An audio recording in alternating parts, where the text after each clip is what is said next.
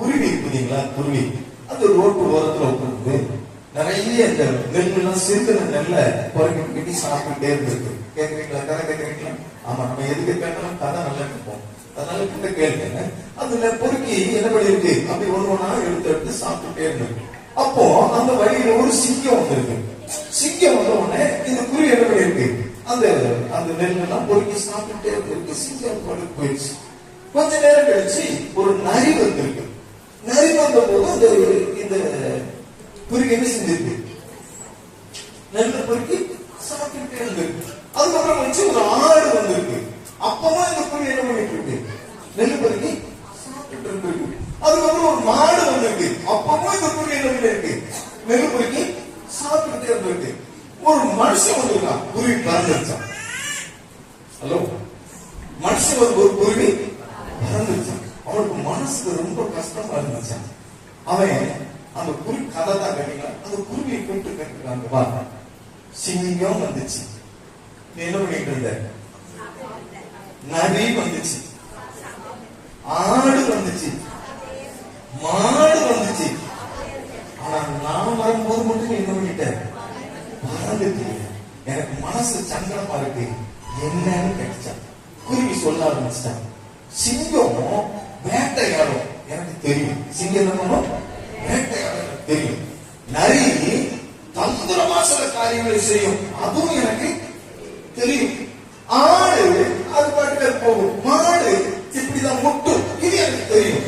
ஆனா நீ எப்படி இருக்குன்னு எனக்கு என்ன பண்ணல, தெரியல. எந்த நேரத்துல எப்படி இருப்பே எனக்கு தெரியல. அதனாலதான் என்ன பண்ணிட்டேன், பறந்துட்டேன்.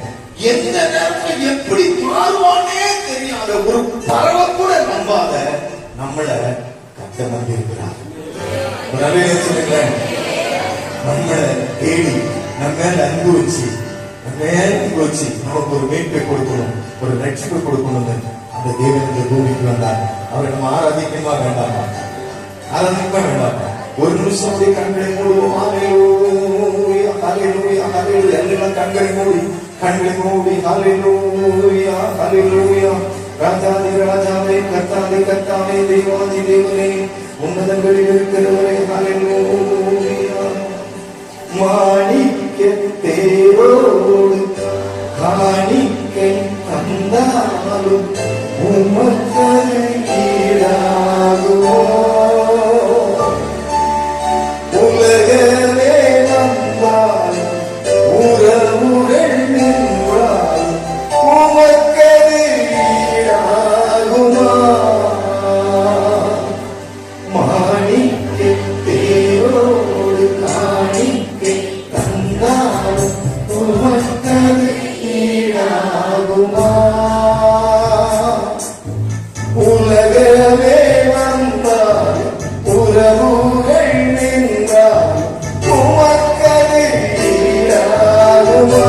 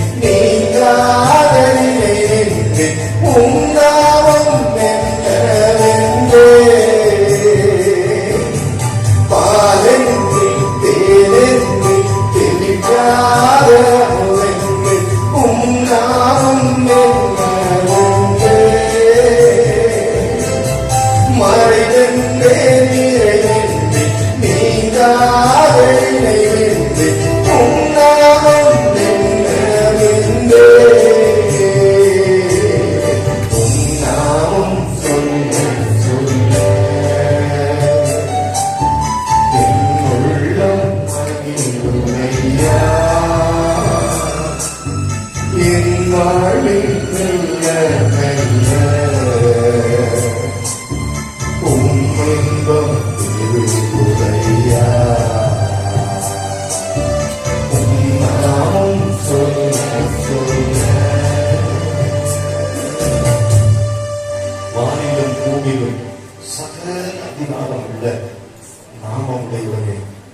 இயேசுவே நாமத்தினால் உடைய சமூகத்துக்கு நாங்கள் கொடுக்கிறோம். உடைய பிள்ளைகளுக்கு தேவையான வார்த்தையை பேசுமாட்டவர்கள் நம்முடைய பிள்ளைகளோடு கூட பேசும். உடைய பிள்ளைகளுக்கு என்ன தேவையோ பேசும். உடைய கருத்தரைகளை பூர்ணமாக சமர்ப்பிக்கிறோம். பொறுப்படுத்திக் கொள்ளும். இயேசுவின் மூலம் ஜெபங்கள் நல்லது. அல்லேலூயா, அல்லேலூயா. அதிவிரைவாக நம்ம ஒரு காரியத்தை பார்த்துட்டு நான் முடியலாம்னு ஆசைக்கிறேன். எடுத்துக்கொள்ளலாம். ஏசாயா தீர்க்கதரிசி புத்தகம் 42ஆம் அதிகாரம். ஏசாயா தீர்க்கதரிசி புத்தகம் 42ஆம் அதிகாரம் 3ஆம் வசனத்தை கொண்டு வாசிக்கலாம். அவர் நெறிந்த நாணலை முறியாமலும் மங்கி எரிகிற திரியை அணையாமலும் நியாயத்தை உண்மையாக வெளிப்படுத்துவார். இயேசு கிறிஸ்து இந்த பூமியில் வந்து பிறப்பதற்கு முன்பாக இஸ்ரவேல் ஜனங்களை கர்த்தர் வழிநடத்திக் கொண்டிருந்த காலத்தில், இல்லை பழைய ஏற்பாட்டின் காலத்தில், பல்லுக்கு பல், கண்ணுக்கு கண், கைக்கு என்ன தண்டனை, என்ன தவறு செய்கிறார்களோ அதற்கு அப்பொழுதே தண்டனை நிறைவேற்றுவார்கள். பழைய ஏற்பாட்டில் மாதிரிதான் இன்னைக்கும் அரபு தேசத்துல என்ன பண்ணிட்டு இருக்கிறாங்க கேட்டிருக்கீங்களா? அரபுல தப்பு பண்ணினா உடனே தண்டனை. ஸ்தோத்திரம். அரபு தேசத்தில் அதை செய்து கொண்டிருந்தார்கள். ஜனங்கள் எல்லாம் தன்னுடைய வாழ்க்கையில் ஒரு தவறு செய்து விட்டால் உடனே தண்டனை கிடைத்துவிடும். ஒரு வாய்ப்பு என்பது இல்லாமல் வாழ்ந்து கொண்டிருந்த ஒரு காலகட்டம். ஒரு சான்ஸ் அவங்களுக்கு என்னது கிடையாது. தண்டனை, தப்பு செய்துட்டா தண்டனை தான். இதுக்கப்புறம் எந்த மாற்றமும் இல்லை. அப்படி ஜனங்கள் எல்லாம் அழிந்து கொண்டிருந்தார்கள். எப்படி அழிந்தார்கள்? தேவனுடைய வார்த்தைக்கு கீழ்ப்படியாமல் பாவம் செய்ததினால், பாவத்திற்கு பரிகாரம் இல்லாததினால், பாவத்திற்கு தண்டனையை தெய்வம் செய்து கொண்டிருந்தது. வேதம் சொல்லுகிறது அவர் நீதிபரர். ஒரு அழகிய நீதியை மாற்றம் செய்து கொண்டிருந்தார். ஜனங்கள் அங்கலாய்த்துக் கொண்டிருந்த நிலையில் தேவன் மனிதன் மேலே அன்பு வைத்து, ஒரு அழகிய சொல்லுங்க, மனிதன் மேலே அன்பு வைத்து மனிதனுக்கு ஒரு வாய்ப்பை, ஒரு சான்ஸை கொடுக்கும்படியாய் தீர்மானித்ததை ஏசாயா தீர்க்கதரிசியின் மூலமாய் ஆண்டவர் வெளிப்படுத்தின ஒரு அதிகாரம் ஏசாயா 42ஆம் அதிகாரம். ஒரு அழகிய சொல்லுங்க. யாரை குறித்து அங்கே சொல்லப்பட்டிருக்கிறது? இயேசு கிறிஸ்துவை குறித்து சொல்லப்பட்டிருக்கிறது. யாரை குறித்து சொல்லியிருக்கிறது? இயேசு கிறிஸ்துவை சொல்லியிருக்கிறது. நான் சொல்கிறேன், இயேசு பூமிக்கு வந்தது ஒரு மதம் மாற்றுவதற்காக அல்ல, மனதை மாற்றுவதற்காக. அல்லேலூயா. ஒரு மனிதனுடைய வாழ்க்கையில் தேவன் மனிதனுக்காக வைத்திருக்கிற அவருடைய நன்மையும் ஆசீர்வாதத்தையும் சுகத்தையும் சமாதானத்தையும் அவனே பெற்று வாழும்படியாகத்தான் இயேசு கிறிஸ்து பூமிக்கு வந்தார். அல்லேலூயா சொல்லுங்க. அல்லேலூயா சொல்லுங்க. நம்ம ஒரு பிள்ளைய, ஒரு சின்ன குழந்தைய நம்ம ஒரு ஆண்டவர் கொடுத்துட்டாருன்னா நம்ம எப்படி இருந்தாலும் சரிதான். நமக்கு குழந்தை எப்படி கொஞ்சம் என் கலெக்டர், என் ராஜா, ராஜா காலம்லாம் மாறி போயிடுச்சு அப்படிதானமா? ஆனா இப்ப என்ன சொல்லுவோம்? என் ராஜா, என் மந்திரி சொல்றமா சொல்லுங்க. என்ன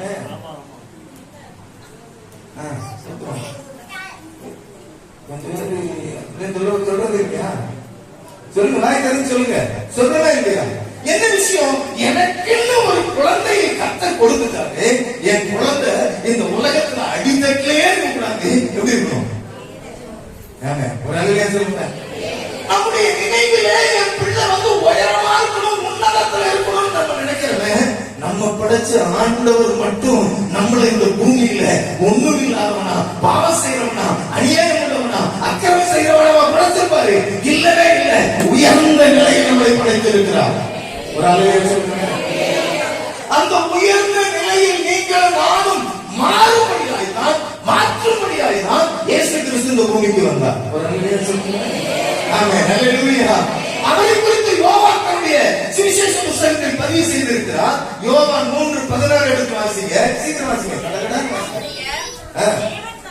பாருங்க, மனப்பாடமா இருக்கு பாருங்க. பைபிள் எடுக்கவே இல்லை, ஆனா வந்துருச்சு பாருங்க வசனம். தேவன் தம்முடைய ஒரே பேரான குமாரனை விசுவாசிக்கிறோம்னா என்ன? விசுவாசிக்கிறோம்னா என்ன? இவர்தான் தெய்வம், இவர்தான் பாவத்திலிருந்து மீட்பு கொடுக்கிறவர், இவரால தான் எல்லாம் உண்டு யார் நம்புறானோ அவன் விசுவாசி. அவர் சொல்றாரு, யோவான் சொல்றாரு, நான் எழுதுகிறேன், இது இயேசு கிறிஸ்துவை குறித்து எழுதுகிறேன், இது இயேசு கிறிஸ்து எப்படிப்பட்டவர் என்பதை நான் எழுதுகிறேன், இது இயேசு கிறிஸ்து என்ன செய்வார் என்பதை எழுதுகிறேன், அதற்கு நீ செய்ய வேண்டிய காரியம் என்ன, பரிகாரம் என்ன, நீ செய்ய வேண்டிய காரியம் என்ன, நேற்று என்ன, அப்படியெல்லாம் எழுதல. அவர் என்ன எழுதுறாரு, அவரை விசுவாசிக்கிறவன் எவனோ, உலகவே சொல்லுங்க, ஒரு விசுவாசிக்கிறவன் எவனோ, எவனோட நடத்தான், எவரேசராக இருக்கலாம், குமார் பாஸ்கராக இருக்கலாம், ஒரு நல்ல சொல்லுங்களேன், எவனோ, யார் விசுவாசிக்கிறாங்களோ, யார் இந்த பூமியில திறந்து உயிரோட வாழ்ந்து கொண்டிருக்கிற யார் விசுவாசிக்கிறாங்களோ, கருப்பா இருக்கலாம், பேசுறீங்க, செகப்பாவும் இருக்கலாம், சோதரம் மலத்தியா இருக்கலாம், குட்டையாவும் இருக்கலாம், மலையாளத்துக்காரராகவும் இருக்கலாம், தமிழ்காரராகவும் ஹிந்திக்காரராகவும் இருக்கலாம், சோதரம் நல்ல சொல்லுங்களேன், மாடியில வாழ்றவராகவும் இருக்கலாம், ரோட்ல இருக்கிறவராகவும் இருக்கலாம், வேலை செய்தவராகவும் இருக்கலாம், வேலை செய்யாதவராகவும் இருக்கலாம், தாத்தாவாகவும் இருக்கலாம், சோதரம் குழந்தையாகவும் இருக்கலாம், சோதரம் நல்ல சொல்லுங்களேன். புரிந்து ஞானத்தோடு யார் இந்த காரியத்தை இவர்தான் குமாரனாகிய கிறிஸ்து என்று விசுவாசிக்கிறார்களோ, நம்புறாங்களோ, அவங்க இப்ப நம்ம ஒரு கடவுளை நம்புறோம்னா நம்ம என்ன செய்வோம் சொல்லுங்க, தைரியமே சொல்லுங்க. அதுக்கு ஏதாவது என்ன பண்ணணும், செய்யணும், நினைக்குமா நினைக்க மாட்டோமா, நினைக்க மாட்டோமா, இந்த உலகம் நினைக்குமா நினைக்காதா, ஐயோ நான் சொல்றேன், தமிழ்நாடை போல பக்தி உள்ள மார்க்கம் உள்ள சின்னங்கள் வேற எங்கேயும் என்ன பண்ணல, ரொம்ப பக்தி ஸ்தோத்திரம், அதுல அந்த பக்திக்கு ஈடான் ஒண்ணுமே கிடையாது. எவ்வளவு தூரம்னாலும் நடப்பாங்க, பாத்துருக்கீங்களா, அவங்க அந்த பக்தியை வெளிப்படுத்துவதற்காக என்ன தியாகம் வேணாலும் என்ன பண்ணுவாங்க, செய்வாங்க, என்ன நேர்ச்சி வேணாலும் செய்வாங்க, என்ன விஷயம் அவங்க வாழ்க்கையில ஒரு மாற்றம் வேண்டும் என்ன பண்றாங்க, இந்த பக்தியின் அடிப்படையில போய் கொண்டிருக்கிறார்கள். ஸ்தோத்திரம். வேதம் சொல்கிறது, பக்தி உள்ளவனை தேவன் தமக்காக விசுவாசிங்க. நானும் எவ்வளவு ஜனங்களை பார்த்தாலும் சங்கடமே பட மாட்டேன். ஏன் தெரியுமா, பக்தி உள்ளவர்கள் யாருக்கு சொந்தக்காரர்கள், தேவனுக்கு சொந்தக்காரர்கள். ஒரு என்ன சொல்லுங்களேன், அது அவருக்காக தெரிந்து கொள்வார். தேவனுடைய பிள்ளைகளை அந்த வேலை வரும்போது அவர் தெரிந்து கொள்வார். அந்த வேலையை எப்படி அவர் உருவாக்கி கொடுப்பார், இயேசுவை குறித்து அறியும் பொழுது அவர்கள் விசுவாசிக்க வேண்டும். அல்லேலூயா. இயேசுவை குறித்து அறியும் பொழுது அவர்கள் விசுவாசிக்க வேண்டும். ஸ்தோத்திரம். ஒருத்தர் கேட்டாரு, யாருமே ஏத்துக்க மாட்டேங்கிறாங்களே, யாருமே இயேசுவை சொன்னா ஏத்துக்க மாட்டேங்கிறாங்களே, அவனை பாரு, அந்த பாஸ்டர் பாரு, இந்த பாஸ்டர் பாரு, அந்த விசுவாசியை பாரு, இவனை பாரு, அவனை பாருன்னு கிறிஸ்துவனே காமிச்சிட்டு அவன்தான் நல்லா இருக்கான், அவனை போய் நல்லாக்கு என்கிட்ட வந்து இயேசுவை சொல்றாங்களே, சொல்லணுமா வேண்டாமா, எங்கிட்ட வந்து கேட்கிறாங்க. வேதம் சொல்லுகிறது, அவருடைய ஆடுகள் அவருடைய சத்தத்துக்கு செவி கொடுக்கும். அந்த ஆடு அவருடைய மகன் அவருடைய மகள் எங்க இருக்கான்னு நமக்கு தெரியாது, ஆனா சொல்லிட்டு போகும், சத்தத்துக்கு அது செவி கொடுக்கிறோம். சொல்லுங்களேன், ரட்சிப்பு ஆட்டோமேட்டிக்கா உண்டாகிறோம். சொல்ல வேண்டிய வேலை மட்டும்தான் நம்ம வேலை. நடக்குதா நடக்கலையான்னு பார்க்க வேண்டிய வேலை நமக்கு இல்ல. சோத்திரம். கவர்மெண்ட் பஸ் இந்த ரூட்ல ஓடுது, எத்தனை மணிக்கு வரணும் எத்தனை மணிக்கு போகணும் ஒரு டைம் டேபிள் போட்டு கொடுத்துருக்காங்க. ஆளு ஏறுமா ஏறா வேண்டாம் ஏறாதான்னு டிரைவர் கண்டக்டர் என்ன பண்றது இல்ல, சொல்லுங்க. கண்ணாடிட்ட வண்டி எடுத்துட்டு யாராவது மங்களே அப்படின்னு அழுதுருக்காங்களா, ஐயோ நீங்க ஏறினா தான் வண்டி போகணும் அப்படிங்கிற பசங்க சொல்லிருக்காங்களா, அவர் டைமுக்கு அவர் என்ன பண்ணிடுவாரு, கிளம்பிடுவாரு. அந்த வேலையை அவர் கரெக்டா செய்யறாரு. நம்ம வேலை என்ன, இயேசுதான் ரட்சகர். ஒரு வேலையை சொல்லுங்க, இயேசுவை விசுவாசிக்கிறவர்கள் சொல்லு, தேவன் தம்முடைய ஒரே பேரான குமாரனை விசுவாசிக்கிறவர் எவனோ அவன். ஏங்க எவ்வளவு அழகா இருக்காரு அவன். எந்த தாய் தோப்பானாலும் பிள்ளைங்க கெட்டு போன சொல்லுங்க, நீங்க சொல்லுங்க, பிள்ளைங்க என் கெட்டு போடுவோம் நினைப்பாங்களா? நீங்க அடுத்து நினைக்கிறது யாருதான், தேவனுக்கு அடுத்து நினைக்கிறது யாருதான், தாய் தோப்பம் தான். சூத்திரம். ஆனா வேதம் சொல்லுகிறது, கெட்டு போகாமல். ஏன் கெட்டு போகாமல், கெட்டு போயிட்டாங்க எதை வச்சு சொல்லுவோம், சொல்லுங்க சொல்ல, கெட்டு போயிட்டான்னு எதை வச்சு சொல்லுவோம் சொல்லுங்க, செய்யக்கூடாததை செய்யும் போதுதான் கெட்டு. ஆனா வேதம் என்ன சொல்கிறது, விசுவாசிக்கிறவன் எவனோ அவன் கெட்டு போவான். நீங்க ஆண்டவர் விசுவாசிக்க சொல்றது சர்ச்சில் உட்காருங்க, நாளைக்கு போங்க, இது கூட வாங்க, அதுக்கு இல்லைங்க. சர்ச்சை சொல்றது கெட்டு போகாம லைஃபும் குடும்பமும் நல்லா இருக்கிறதுனால விசுவாசம் சொல்லுங்க. எதை சொல்லுங்க? கெட்டு போகாமல்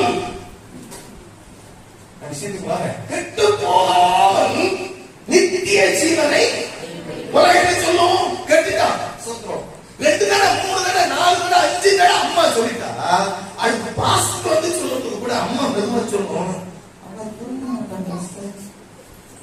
நாங்க நிறைய சொல்லிட்டோம், அவங்ககிட்ட மட்டும் நீங்க என்ன பண்ணாதீங்க சொல்லுங்க. எங்க பெத்த அம்மா சொல்றது, அவங்ககிட்ட மட்டும் என்ன பண்ணாதீங்க, பேசாதீங்க, அவங்கள்ட்ட மட்டும் பேசாதீங்க, ரொம்ப மோசமாயிட்டான், அவங்களை விட்டுருங்க, நம்ம எப்படியோ எக்கேடும் ஏங்க சொல்லுங்க. நம்ம தானே மனுஷன், எக்கேடும் போகணும்னு சொல்ற மனுஷன், கெட்டு போகாமல் தீதிகளை கொடுக்கிறவர் கர்த்தர். கையில் அவங்க தட்டி ஆண்டவர் சொல்ல நன்றி சொல்லுவோம்.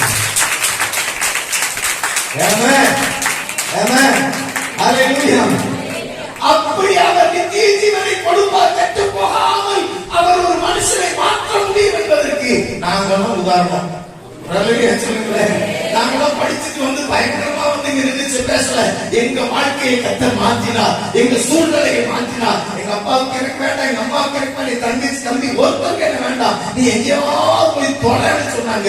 தொலைஞ்சவனை கண்டுபிடிச்சவர் கர்த்தர் தான். ஒரு அலையா சொல்லுங்களேன். குடும்பம் தொலைச்சா கூட கண்டுபிடிக்கிற ஒரு தெய்வம் கர்த்தர். குடும்பம் வேண்டாம்னு சொன்னாலும் கூட வேணும்னு சொல்ற ஒரு கர்த்தர். குடும்பம் இனிமேல் நீ உருப்படாதுன்னு சொன்னா கூட உருப்பட வைக்கிறவர் கர்த்தர். ஒரு அலையா சொல்லுங்களேன். அதைத்தான் ஏசாயா தன் புஸ்தகத்தில் தீர்க்க தரிசனமாக எழுதியிருக்கிறார். வாசிங்க 42:3. ஏசாயா 42:3 வாசிங்க. அவர் நெறிந்த நாணலை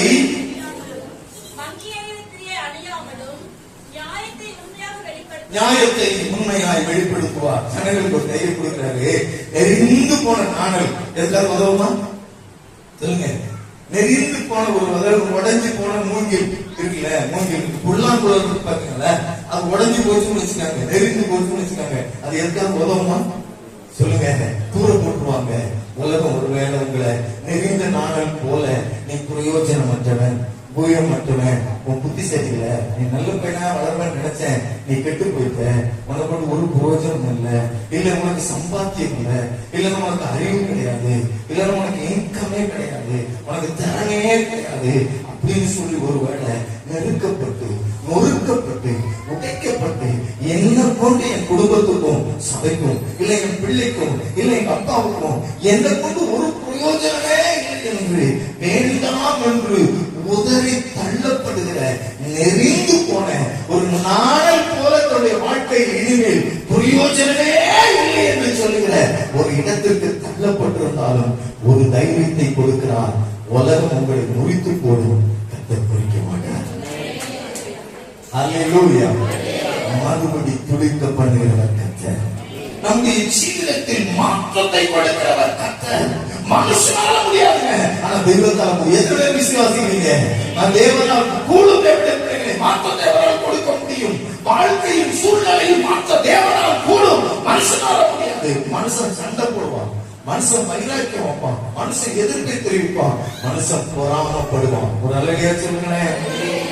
மனுஷன் பொறாமப்படுவான். ஸ்தோத்திரம். சொந்தத்தையுள்ள ஒரு உயர்ந்துட்டா கூட சொந்தக்காரங்க போய் சொல்லுவாங்க, அவன் எப்படி சம்பாதிச்சானோ எனக்கு தெரியாது, நல்ல இருந்தானா கூட பெரிய ஆளா இருக்க என்னன்னே எனக்கு தெரியாது. ஸ்தோத்திரம். நல்லது சொல்றது மாதிரி தீமை சொல்லிட்டு போவான். நம்மளை அழகு மாத்து உயர்த்தி ஆசீர்வதித்து அழகு கொடுக்கிற ஒரு தெய்வம் ஆண்டவராக இயேசு கிறிஸ்து. நான் சொல்றேன், உபவாசப்படுத்த நான் சொல்றேன், உங்க உள்ளம் உடைக்கப்பட்டிருக்குதாமா? நெறிந்த நாணல் போல உங்க வாழ்க்கை உடைக்கப்பட்டிருக்குதா? ஏதோ ஒரு விஷயத்துல நீங்க ஸ்தோத்திரம் தோற்று போயிருக்கீங்களா? ஏதோ ஒரு விஷயத்துல நீங்க நெறிந்து போயிருக்கீங்களா? அவர் உண்மையாய் நியாயத்தை வெளிப்படுத்துவார். நல்ல சொல்லுங்களேன். உண்மையாய் மறுபடி நம்மளை துதிக்கப்படுகிற ஒரு கர்த்தர் இருக்கிறார். எப்படி நெறிந்த நாணல் எப்படி நான் சொன்னார் பாருங்க, எடுத்துக்கொள்ளுங்க. அதே ஸ்தோத்திரம் 42ஆம் அதிகாரத்துல 6ஆம் வசனத்தை வாசிங்க. எப்படி குருடருடைய கண்களை என்ன குருடர் மனக்கண் குருடாக்கப்பட்டு இருக்கிறது. எது நல்லது எது கெட்டது என்ன பண்ணல தெரியல, எதை செய்யணும் எதை செய்யக்கூடாதுன்னு தெரியல. யாராவது ஒருத்தர் சொன்னா அதுக்கு பின்னால என்ன ரெண்டு பண்ணிடுறது சொல்லுங்க. வேலை இல்லாமையே திண்ணையில உட்கார்ந்துட்டு இருந்தான். வேலைக்கு போகாம திண்ணையில உட்கார்ந்து இருந்துட்டு அவன் சொல்லியிருக்கான், அந்த இருக்கிற பெரிய வீடு அவர் எல்லாருக்கும் 50-50 ரூபா கொடுக்கிறாருன்னு சொல்லியிருக்கான். கொஞ்சம் பேர் போயிருக்காங்க, கொஞ்சம் பேர் கழிச்சு ஒரு 10 பேர் போயிருக்காங்க, அப்புறம் ஒரு 20 பேர் போயிருக்காங்க, அப்புறம் ஒரு 100 பேர் போயிருக்காங்க. இவங்க சொல்லி சொல்லி அப்ப திண்ணையில உட்கார்ந்து கேட்டிருக்காங்க. நிறைய பேர் இருக்கும்போது என்ன விஷயம் அப்படின்னு கேட்டிருக்கான். அந்த பெரிய வீட்டுக்கு பாருங்க, அங்க 50 ரூபா கொடுத்தானா. இவன் என்ன நினைச்சாலும் கொடுத்தாலும் கொடுப்பாரோ அப்படின்னு நினைச்சிட்டு இவன் என்ன பண்றானா, ஏங்க நடக்குதான்மா விஷயம் கிடையாது. எதையாவது ஒரு விஷயத்தை சொல்லிட்டு அதுக்கு பின்னால என்ன பண்றது, ஃபாலோ பண்றது. நம்ம ஜீவிதத்தை திட்டப்படுத்த தேவன் நம்மோடு கூட பேசுவார். நம்ம வாழ்க்கையை திட்டப்படுத்த தேவன் நம்மோடு கூட பேசுவார். இந்த உலகம் பகிர்ந்து, இந்த உலகத்தில் உங்களை என்னை படைத்த தேவன் நமக்கு ஒரு கெப்பாசிட்டி கொடுத்திருக்கிறார், நமக்கு ஒரு அறிவு கொடுத்திருக்கிறார், நமக்கு ஒரு குடும்பம் கொடுத்திருக்கிறார், நமக்கு ஒரு ஏரியா கொடுத்திருக்கிறார், நமக்கு ஒரு வீடு கொடுத்திருக்கிறார். இதில் சமாதானமாய் வாழ்வது என்னவென்று அவர் நமக்கு கற்றுக் கொடுப்பார். கண்டது கருதி நினைக்காதீங்க. சோத்திரம் 5 லிட்டர் குடிக்கக்கூடிய கேன்ல 5 லிட்டர் தான் குடிக்கும். 50 லிட்டர் குடிக்கலையான்னு அழக்கூடாது. சோத்திரம் ஒரு நல்ல சொல்லுங்க, உன் கெப்பாசிட்டி 5 லிட்டர் தான். இது எவ்வளவுதான் குடிக்கும் சொல்லுங்க. பக்கத்துல 50 லிட்டர் குடிக்கிறான் மாஸ்டர், குடிச்சிட்டு போறான், அவன் 50 லிட்டர் கேன், நீ 5 லிட்டர் தான். இதுல நிரம்பி வடிஞ்சு சந்தோஷமா இருக்க உன்னால முடியும்னா நீ சந்தோஷமா இருக்கக்கூடிய வழிய உனக்கு கற்றுக் கொடுப்பார். ஒரு அழகிய சொல்றேன், உனக்கு இருக்கிற அறிவு, உனக்கு இருக்கிற திறமை, உனக்கு இருக்கிற வேலை, உனக்கு இருக்கிற குடும்பம், உனக்கு இருக்கிற பிள்ளைங்க, உனக்கு இருக்கிற ஏரியா, உனக்கு இருக்கிற சபையில நீ சமாதானமா சந்தோஷமா இருக்கிறதுக்கு தேவன் வழிகளை சொல்லி தருவார். உலகம் பலரை சொல்லும், அதை ஃபாலோ பண்ணாத. உன் காரியத்தை உனக்கு கர்த்தர் பேசுறது நீ செய்ய. அவர் சொல்றாரு, நீ நொறுங்கி போயிருக்கிறியா, நீ நெருங்கி போயிருக்கிறியா, உபயோகமற்று இருக்கிறியா, உன் வாழ்க்கைய கர்த்தர் தருவார். ஒரு அழகிய சொல்லுங்களேன். சொல்றாரு, குருடா இருக்கு. எப்படி இருக்கு? குருடா இருக்கு. ஸ்தோத்திரம். குருடைய கண்களை திறக்கவும், கட்டுண்டவர்களை காவலில் இருந்தும் இருளில் இருக்கிறவர்களை விடுவிக்கவும் நான் நீதியின்படி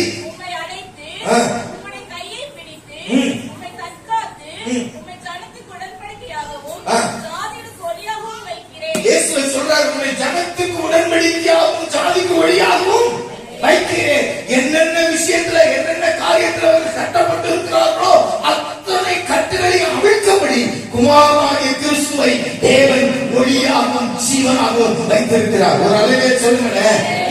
சொல்றாங்க, அவர் இருந்த காலத்துல இயேசு கிறிஸ்து பிறக்கல, அதுக்கப்புறம் 2000 வருஷத்துக்கு மேலதான் அவர் இயேசு கிறிஸ்து பிறந்தார். ஆனால் இயேசு சொல்றாரு, இப்படி இயேசு கிறிஸ்து வந்து கட்டுண்டவர்களை கட்ட விடுவார். அவர் என்ன செய்வார்? நிச்சயமாக பிள்ளைகளே, ஒருவேளை அன்னைக்கு ஜனங்கள் ஏற்றி கொண்டிருக்கலாம், அந்த வாய்ப்பை கர்த்தர் நமக்கு தந்திருக்கிறார். அந்த வாய்ப்பை கர்த்தர் நமக்கு தந்திருக்கிறாரா இல்லையா? ஆமா. நம்ம சந்தோஷமா தேவ சமூகம் போது எப்படி ஒரு சொல்லி பார்ப்போம். கர்த்தருடைய ஆலயத்துக்கு போவோம் வாருங்கள் என்று சொன்ன உடனே எப்படி இருந்துச்சா? நாளைக்கு ஞாயிற்றுக்கிழமை ஆச்சு, துணியெல்லாம் துவைக்கணுமே, பாத்திரத்தெல்லாம் விளக்கணுமே, என்ன செய்யணும் தெரியல, ஏது பண்ணணும்னு தெரியல அப்படின்னு புலம்பு எடுத்து ஞாயிற்றுக்கிழமை லீவு போடுறவங்க நீங்க எங்க ஊருக்கு, சரியா? நீங்களாம் தங்கங்க, நீங்களும் கரெக்டா வந்துடுவீங்க. சொல்றோம், அந்த தெய்வத்தை ஆராதிக்க தேவ சபைக்கு சந்தோஷமா வாங்க. கர்த்தருடைய ஆசீர்வதிப்பா. வாழ்க்கையின் தரத்தை ஒவ்வொன்றாய் உயர்த்துகிறவர் கர்த்தர். அல்லேலூயா சொல்லுங்களேன். சூழ்நிலைகளை மாற்றுகிறவர் கர்த்தர். அல்லேலூயா.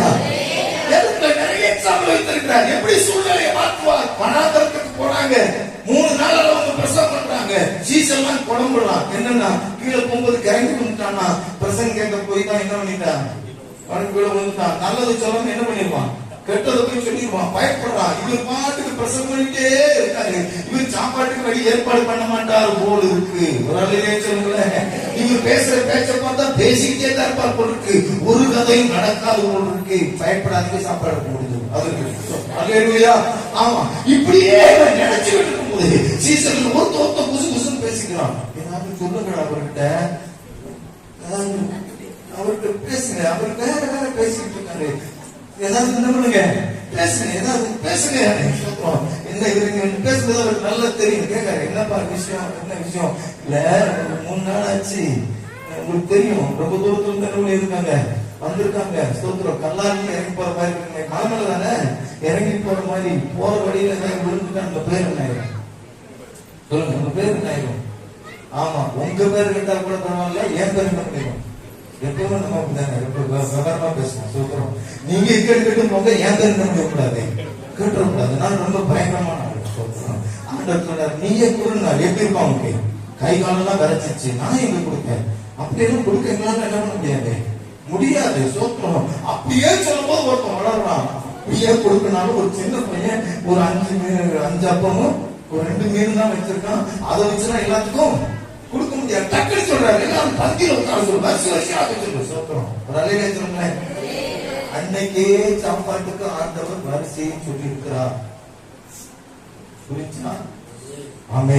அலையில சொல்லுங்க, சாப்பாட்டுக்கு அன்னைக்கே ஆண்டவர் என்ன இருக்கிறாரு. இன்னைக்கும் கிறிஸ்தவர்கள் சாப்பாட்டுக்கு மட்டும் வரிசையில் இருப்பது இல்லை. இப்பவும் சண்டை போடுவது எதற்காகத்தான்? எவ்வளவு ஆவிக்குரிய ஆகாரத்தை கொடுத்தாலும் சாப்பாடு என்று வரும்பொழுது சண்டை. சொல்லுங்களேன். ஆகவே வரிசை ரொம்ப முக்கியம். சொல்லுங்களேன். அத்தனை பேருக்கும் வனாந்தரத்தில் அதிசயத்தை செய்தவர் நம் ஆண்டவர். ஒரு அழகையா சொல்லுங்களேன். அத்தனை பேருக்கு ஆகாரம் கொடுத்தவர் நம் ஆண்டவர். அவரால் அற்புதங்களை செய்ய முடியும். என்னுடைய பிள்ளைகளே, அவர் ஆச்சரியமான தெய்வம். அவரை குறித்து இசையை சொல்றான். அவர் எல்லா கட்டுகளை முகத்தடிகளை என்ன பண்ணுவாராம், முறித்து போடுவார். உங்களுடைய வாழ்க்கையில உங்களை வளர விடாம, ஆசீர்வாதமா இருக்க விடாம, உங்க குடும்பத்தை கெடுக்கிற, சமாதானத்தை கெடுக்கிற, பிரச்சனையை உண்டு பண்ணுகிற எல்லா விஷயத்தையும் மாற்ற ஒருவரால் முடியும். அவர் ஆண்டவராக இயேசு கிறிஸ்து. கர்த்தரை பின்பற்றுவோம், கர்த்தரை சார்ந்திருப்போம், கர்த்தரோடு கூட நடப்போம், கர்த்தரோடு கூட பேசுவோம். தேவனுடைய பிள்ளைகளே, சொல்லுகிறார். வாசிங்க, இன்னொரு முறை கூட வசனம் வாசிங்க. திறக்கவும், இருள் இருக்கிறவர்களை சிறைச்சாலையிலிருந்து விடுவிக்கவும் நான் நீதியின்படி உம்மை அழைத்து பிடித்து உம்மை ஜனத்துக்கு உடன்படிக்கையாகவும் ஜாதிகளுக்கும் ஒளியாகவும் வைக்கிறேன். ஒரு அலையிலே சொல்லுங்களேன். இந்த வசனத்தை எடுத்து யோவான் 1ஆம் அதிகாரத்தில் அவர் சொல்லியிருக்கிறார் பாருங்க. யோவான் 1ஆம் அதிகாரத்தை அப்படியே திருப்புங்க. யோவான் எழுதின சுவிசேஷம் 1ஆம் அதிகாரத்தை அப்படியே திருப்புங்க. திருப்பி அப்படியே வார்த்தை இருந்தது, தேவனிடத்தில் இருந்தது, தேவனாய் இருந்தது, அவர் ஆதியிலே தேவனோடு இருந்தார், உண்டாயிற்று, உண்டானதொன்றும் அவராலே அல்லாமல் உண்டாகவில்லை. அவருக்குள் ஜீவன் இருந்தது, அந்த ஜீவன் மனுஷருக்கு ஒளியாயிருந்தது. வரலையே சொல்லுங்களேன். மனுஷருக்கு ஒளியாயிருப்பாங்க. யோவான் சொல்றாரு, அது வேற யாரும் கிடையாது, அது ஆண்டவராகிய இயேசு கிறிஸ்து. அவர் மனுஷனுக்கு ஒளியாய் மாற்றப்பட்டார். வரலையே சொல்லுங்களேன். எனக்கு என் வாழ்க்கை மாறணும், என் குடும்பம் நல்லா இருக்கணும், என் பிள்ளைங்க நல்லா இருக்கணும்னா அந்த ஒளியை நான் பின்பற்றணும். சொல்லுங்களேன். அந்த ஒளியை நான் பின்பற்றணும். தேவனுடைய வாழ்க்கையின் தரத்தை மாற்றுவார், சூழ்நிலைகளை மாற்றுவார். நான் சொல்லியிருக்கணும்னு தெரியல, எங்க அப்பா எனக்கு செல்லமா வச்ச பேர் என்ன பேர் தெரியுமா? யூஸ்லெஸ். நல்ல பேர் தானே, யூஸ்லெஸ். எப்பவும் சொல்லுவார், இவங்க யூஸ்லெஸ் அப்படின்னா என்ன அர்த்தம்? நான் எங்க அப்பா இங்கிலீஷ்ல பேர் வச்சிருக்காரு, அப்புறம் நான் நினைச்சுக்கிட்டேன். பரவாயில்ல, எனக்கு இங்கிலீஷ்ல ஒரு பேர் வச்சிருக்காரு. யூஸ்லெஸ்.